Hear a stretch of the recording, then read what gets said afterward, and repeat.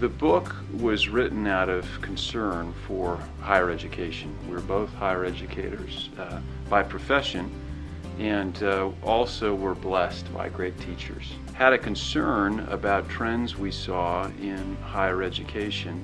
Higher education has historically not been very good at finding out what the students want and what they need, making assumptions about this. What we'll have now in the future will be a wide array of choices for the students. When do I learn? Where do I learn? What do I learn? How do I learn?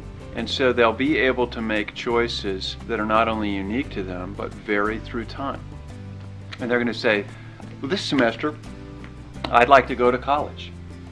Or this semester, I'm going to be at college, but I'm going to take half my courses online. Or this semester, I'm going to go to China, and I'm going to take half as many courses, and they'll all be online. One group of people are those students who are not getting the kind of higher education they'd like to get and that they might get at an affordable price. So we'd love to see movement in that direction, where non-consumers, as Clay calls them, become consumers of higher education. We'd also like to prevent disruption of these great traditional colleges and universities, which do things that are invaluable, but have got so many things tied together, the research tied to the undergraduate instruction, that if their tuition revenues were to fall off too far and their state subsidies were to diminish, we could have disruption of institutions that are performing vital functions.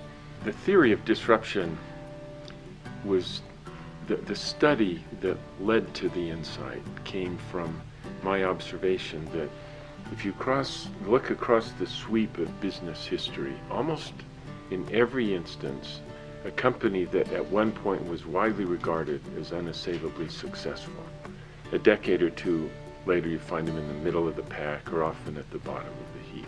And I observed that what is it that causes successful companies to fail is rarely that somebody beats them by coming into the market with a better product, but rather it's somebody that comes at the bottom of the market actually with a product that's not as good as the leaders are making.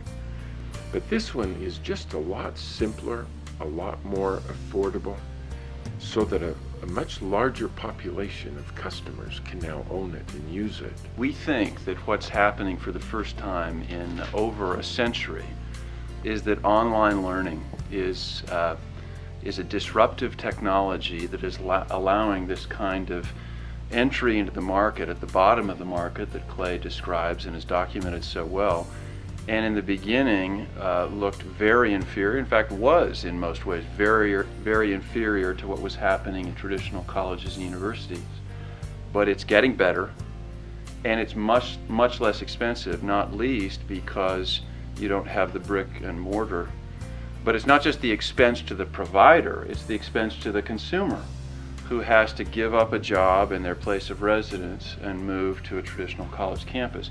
When you combine those two things, the very much lower cost of delivery and the lower cost of attendance at the university, you're talking about an order of magnitude cost advantage. And there are actually a lot of customers who would love to get a college education, but the last thing in the world they'd like to do is go to campus. They've got children, they've got a job, and this is so much better than being pinned into a career that they just don't want, that this is actually, from the very beginning, an exciting opportunity. And I think we're uniquely positioned here to say, based upon what we've seen in all these other industries, what's the way for higher education to go? For the first time in my own academic life, I think we've been able to articulate why it is that so many universities in the future are going to run into trouble in continuing to do things the way they've always done them. That's clear in the book. But what's wonderful about it is that thanks to the work that Henry has done, we can also articulate how you solve the problem.